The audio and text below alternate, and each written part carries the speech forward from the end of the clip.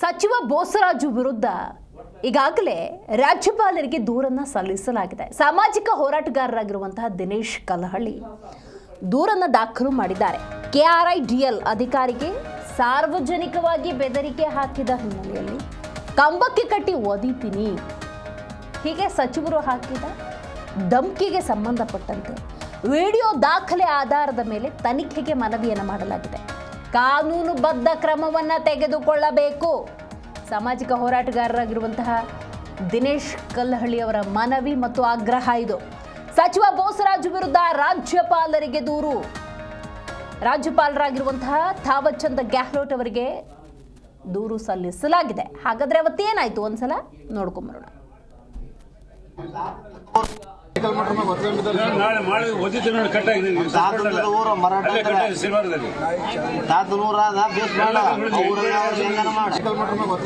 ನಾಳೆ ಮಾಡಿ ಓದಿದ್ದು ನೋಡಿ ಕಟ್ಟಾಗಿದೆ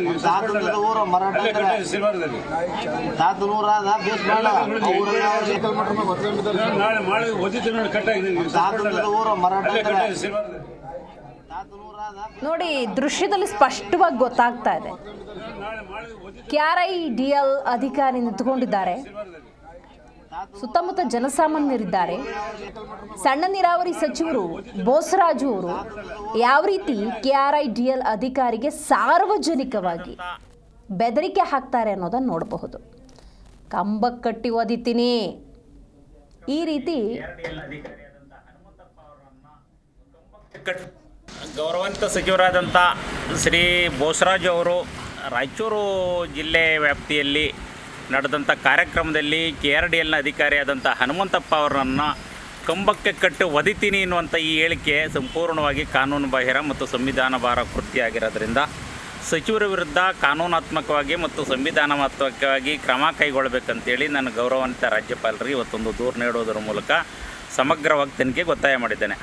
ಗೌರವಾನ್ವಿತ ಸಚಿವರಾದಂಥ ಶ್ರೀ ಬೋಸರಾಜು ಅವರು ಸಂವಿಧಾನಾತ್ಮಕವಾಗಿ ನಡೆದುಕೊಳ್ಳುವಂಥದ್ದು ಬಿಟ್ಟು ಸಂಪೂರ್ಣವಾಗಿ ಕಾನೂನುಬಾಹಿರ ಶಬ್ದಗಳನ್ನು ಉಪಯೋಗಿಸೋದ್ರ ಮೂಲಕ ಅಧಿಕಾರಿಗಳನ್ನು ಎದುರಿಸುವಂಥ ರೀತಿಯಲ್ಲಿ ವರ್ತನೆ ಮಾಡ್ತಿರುವಂಥದ್ದು ಸಂವಿಧಾನಕ್ಕೆ ಎಸಗಿದ ಅಪಚಾರ ಅಂತಲೇ ಒಂದು ಹೇಳಲಾಗ್ತಾ ಇದೆ.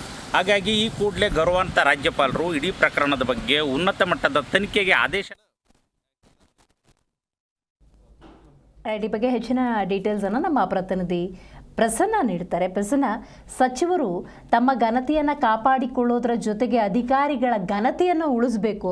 ಅದರ ದೃಶ್ಯದಲ್ಲಿ ಸ್ಪಷ್ಟವಾಗಿ ಗೊತ್ತಾಗ್ತಾ ಇದೆ ಅಧಿಕಾರಿಯನ್ನು ಹೇಗೆ ನಡೆಸ್ಕೊಂಡಿದ್ದಾರೆ ಅಂತ. ಈ ನಿಟ್ಟಿನಲ್ಲಿ ಸಾಮಾಜಿಕ ಹೋರಾಟಗಾರರು ಏನಂತ ದೂರನ್ನು ಕೊಟ್ಟಿದ್ದಾರೆ, ಆ ದೂರಿನಲ್ಲಿರುವಂಥ ಪ್ರಮುಖ ಅಂಶಗಳೇನು, ಕ್ರಮ ಯಾವಾಗ ತಗೋಬಹುದು, ಯಾವ ರೀತಿ ತಗೋಬಹುದು ಅಂತ ಅನ್ಸುತ್ತೆ ಈ ಪ್ರಕರಣದಲ್ಲಿ? ದಿವ್ಯಾ, ಈ ಒಂದು ಪ್ರಕರಣದಲ್ಲಿ ಅತ್ಯಂತ ಸ್ಪಷ್ಟವಾಗಿ ಗಮನಿಸಬಹುದು, ಸಾರ್ವಜನಿಕ ಅಧಿಕಾರಿಯನ್ನ ಯಾವ ರೀತಿಯಾಗಿ ನಡೆಸ್ಕೊಳ್ಬೇಕು ಅನ್ನೋ ಒಂದು ಪ್ರೋಟೋಕಾಲ್ ಇದ್ದೇ ಇರ್ತದೆ. ಸಚಿವರಾಗಿರ್ಬೋದು ಅಥವಾ ಅಧಿಕಾರಿ ತಪ್ಪು ಕೂಡ ಮಾಡಿರ್ಬೋದು, ಅದಕ್ಕೆ ಅದರದ್ದೇ ಆದಂತಹ ಸಸ್ಪೆನ್ಷನ್ ಮಾಡುವಂತದ್ದು, ಲಿಖಿತ ರೂಪದಲ್ಲಿ ವಿವರಣೆ ಕೇಳುವಂತದ್ದು, ಅಥವಾ ಈ ಕೆಲಸ ಯಾಕೆ ನೀನು ಮಾಡಿಲ್ಲ ಅನ್ನುವಂತ ವಿಷಯನ ಕೇಳುವಂತದ್ದು, ಅದೆಲ್ಲವೂ ಓಕೆನೆ. ಆದ್ರೆ ನಿನ್ನನ್ನ ಕಂಬಕ್ಕೆ ಕಟ್ಟಿಯಾಗಿ ಒದಿಯುತ್ತೇನೆ ಅನ್ನುವಂತ ಪದ ಬಳಕೆ ಇದೆಯಲ್ಲ, ಇದು ಒಂದು ಅಸಂವಿಧಾನಿಕವಾದಂತ ಪದ, ಜೊತೆಗೆ ಒಂದು ಕ್ರೂರ ಪದ ಎನ್ನುವಂತಹ ಒಂದು ದೂರಿನ ಒಂದು ಉಲ್ಲೇಖದಲ್ಲಿ ಬಹಳ ಸ್ಪಷ್ಟವಾಗಿ ದಿನೇಶ್ ಕಲ್ಲಹಳ್ಳಿ ಅವರು ಈ ಪದಗಳನ್ನು ಸರಿ ಇಲ್ಲ, ಇದೊಂದು ಅಮಾನವೀಯ ಪದ ಮತ್ತು ಕ್ರೂರ ಪದ ಆಗಿರೋದ್ರಿಂದ ಇವ್ರ ಮೇಲೆ ಒಂದು ದೈಹಿಕ ಹಲ್ಲೆ ಮಾಡುವ ರೀತಿಯಲ್ಲಿ ಪದ ಬಳಕೆ ಸಚಿವರು ಮಾಡಿರೋ ಹಿನ್ನೆಲೆಯಲ್ಲಿ ಬೋಸರಾಜ್ ಅವರ ವಿರುದ್ಧ ಒಂದು ಆಕ್ಷನ್ ಅನ್ನ ತೆಗೆದುಕೊಳ್ಬೇಕಾಗ್ತದೆ ಅಂತ ಹೇಳಿ ರಾಜ್ಯಪಾಲರಾದ ಥಾವರ್ ಚಂದ್ ಗೆಹ್ಲೋಟ್ ಅವರಿಗೆ ಲಿಖಿತ ಸ್ವರೂಪದ ದೂರನ್ನ ಕೊಟ್ಟಿರುವಂತದ್ದನ್ನ ನಾವು ನೋಡಬಹುದಾಗಿದೆ. ಜೊತೆಗೆ ಇವರು ಅತ್ಯಂತ ಗಂಭೀರವಾದ ಆರೋಪ ಹೇಳ್ತಿದ್ದಾನೆ, ಸಂವಿಧಾನದ ಆರ್ಟಿಕಲ್ 14, 20, 311 ಮತ್ತೆ BNS ಸೆಕ್ಷನ್ 351/352 ಈ ಎರಡು ಉಲ್ಲಂಘನೆ ಆಗಿರೋ ಹಿನ್ನೆಲೆಯಲ್ಲಿ ಇದರ ಪ್ರಕಾರವಾಗಿ ಇವ್ರ ವಿರುದ್ಧ FIR ಅನ್ನ ದಾಖಲಿಸಿ ಇವ್ರ ವಿರುದ್ಧ ಒಂದು ಕ್ರಮವನ್ನ ತೆಗೆದುಕೊಳ್ಬೇಕಾಗುತ್ತೆ. ಸಚಿವರನ್ನ ಈ ಸಂಬಂಧಪಟ್ಟಂತೆ ಸಂಪೂರ್ಣ ವಿವರಣೆಯನ್ನ ಕೇಳಬೇಕು ರಾಜ್ಯಪಾಲರು ಎನ್ನುವಂತ ಒಂದು ವಿಷಯವನ್ನ ಅವರು ದೂರಿನ ಒಂದು ಉಲ್ಲೇಖವನ್ನ ಮಾಡಿರುವುದಂತ ಕಾಣಬಹುದಾಗಿದೆ. ಇದು ಘಟನೆ ಏನಾಗಿರ್ಬೋದು, ಯಾವುದೋ ಒಂದು ಕಾಮಗಾರಿ ಅವರು KRDL ಮೂಲಕ ಮಾಡಿರೋ ಹಿನ್ನೆಲೆಯಲ್ಲಿ ಅದು ಸರಿಯಾದ ಪ್ರಮಾಣದಲ್ಲಿ ಆಗದಲ್ಲೇ ಇರ್ಬೋದು, ಅಥವಾ ಅವರು ನಿಧಾನ ಮಾಡಿರ್ಬೋದು, ಅಥವಾ ಆ ಒಂದು ಕಾಮಗಾರಿ ಸರಿಯಾದ ಸ್ವರೂಪದಲ್ಲಿ ಕೈಗೊಳ್ಳದಲ್ಲೇ ಇರ್ಬೋದು. ಅದಕ್ಕೆ ಸಂಬಂಧಪಟ್ಟಂತೆ ಅವ್ರನ್ನ ಕೇಳೋಕೆ ಒಂದು ವಿಧಾನ ಅನ್ನೋಂತ ಇರ್ತದೆ. ಆ ವಿಧಾನವನ್ನ ಬಿಟ್ಟು ಈ ರೀತಿಯಾಗಿ ಅಮಾನವೀಯವಾಗಿ ಕಂಬಕ್ಕೆ ಕಟ್ಟಿ ಒದಿಯುತ್ತೇನೆ ಅನ್ನುವಂತ ಏನು ಒಂದು ಪದ ಏನಿದೆ, ಇದು ದೇಹಾತ್ಮಕ ಹಾನಿಯ ಬೆದರಿಕೆ ಅನ್ನುವಂತ ಪದವನ್ನ ಇವರು ದಿನೇಶ್ ಕಲ್ಲಳ್ಳಿ ಅವರು ತಮ್ಮ ದೂರಿನಲ್ಲಿ ಉಲ್ಲೇಖ ಮಾಡಿರುವಂತದ್ದು.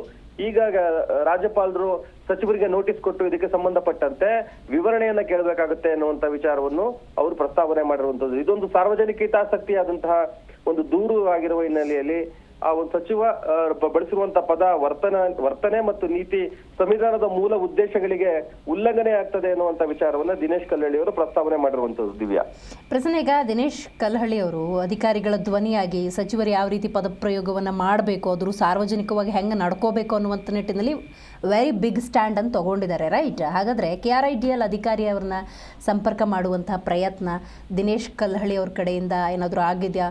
ಈಗ ಅಧಿಕಾರಿ ಕೂಡ ಈ ನಿಟ್ಟಿನಲ್ಲಿ ಸಪೋರ್ಟಿವ್ ಆಗಿ ನಡ್ಕೊಳ್ಳೋದು, ಇದ್ರ ಬಗ್ಗೆ ಏನಾದರೂ ಇನ್ಫಾರ್ಮೇಶನ್ ಸಿಕ್ಕಿದೆಯಾ?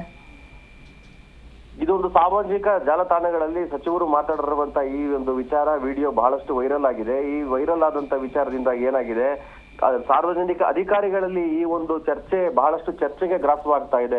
ಸಚಿವರು ಈ ರೀತಿ ಪದ ಬಳಕೆ ಮಾಡಿರುವಂತದ್ದು ಸಾರ್ವಜನಿಕ ವಲಯದಲ್ಲಿ ಕೆಲಸ ಮಾಡ್ತಿರುವಂತಹ ಹಲವು ಅಧಿಕಾರಿಗಳ ಮನಸ್ಸಿಗೆ ಘಾಸಿಯಾಗಿರುವಂತದ್ದು. ಜೊತೆಗೆ ಹನುಮಂತಪ್ಪ ಅವ್ರಿಗೂ ಕೂಡ ಏನು ಅಧಿಕಾರಿ ಇದ್ದಾರೆ, KRDL ಅಧಿಕಾರಿ, ಅವ್ರಿಗೂ ಇರುಸು ಮುರುಸನ್ನ ತರುವಂತಹ ಒಂದು ರೀತಿಯಲ್ಲಿ ಸಚಿವರು ಒಂದು ವರ್ತನೆ ಮಾಡಿರೋ ಹಿನ್ನೆಲೆಯಲ್ಲಿ ಅವರು ಕೂಡ ಅವರ ಮನಸ್ಸಿಗೆ ನೋವಾಗಿರುವಂತ ರೀತಿಯಲ್ಲಿ ಹಲವು ಅಧಿಕಾರಿಗಳ ಬಳಿ ಅವರ ಮನಸ್ಸಿನಲ್ಲಿ ತಮಗೆ ನೋವಾಗಿರುವಂತ ವಿಚಾರವನ್ನು ಪ್ರಸ್ತಾಪ ಮಾಡಿರ್ತಾರೆ. ಆ ಹಿನ್ನೆಲೆಯಲ್ಲಿ ಈ ವಿಚಾರ ಎಲ್ಲವೂ ಕೂಡ ತಿಳಿದು ಬಂದಿರುವಂತ ಗಮನಿಸ್ತಾ ಇರೋ ಹಿನ್ನೆಲೆಯಲ್ಲಿ ಸಾಮಾಜಿಕವಾಗಿ ಸಚಿವರು ಯಾವ ರೀತಿಯಾಗಿ ಜವಾಬ್ದಾರಿಯುತವಾಗಿ ನಡೆಸ್ಕೊಳ್ಬೇಕಾಗಿತ್ತು ಎನ್ನುವ ವಿಚಾರವನ್ನ ಉಲ್ಲೇಖ ಮಾಡಿ ಸಾರ್ವಜನಿಕ ಹಿತಾಸಕ್ತಿಯ ಆಧಾರದ ಮೇಲೆ ದಿನೇಶ್ ಕಲ್ಲಳ್ಳಿ ಅವರು ಈಗ ರಾಜ್ಯಪಾಲರ ಬಳಿ ದೂರನ್ನ ದಾಖಲಿಸಿದ್ದಾರೆ. ಯಾಕಂತಂದ್ರೆ ನೈತಿಕತೆಯ ಪಾಠವನ್ನ ಇತರರಿಗೆ ಹೇಳುವ ಜೊತೆನಲ್ಲಿ ತಾವು ಕೂಡ ಬಳಸಬೇಕಾಗ್ತದೆ, ಮತ್ತೆ ಬಳಕೆ ಮಾಡೋದು ಒಳ್ಳೇದು. ಸಚಿವರಾದ್ರೂ ಕೂಡ ಅವರು ಕೂಡ ನೈತಿಕತೆಯ ಪಾಠವನ್ನ ಪಾಲಿಸಬೇಕಾಗ್ತದೆ, ಒಂದು ಪ್ರೋಟೋಕಾಲ್ ಅನ್ನ ಪಾಲಿಸಬೇಕಾಗುತ್ತೆ ಅನ್ನುವಂಥದ್ದು ದಿನೇಶ್ ಕಲ್ಲಳ್ಳಿ ಅವರ ವಾದ. ರೈಟ್, ಥ್ಯಾಂಕ್ ಯು ನಿಮ್ಮೆಲ್ಲ ಮಾಹಿತಿಗಾಗಿ ಪ್ರಸನ್ನ.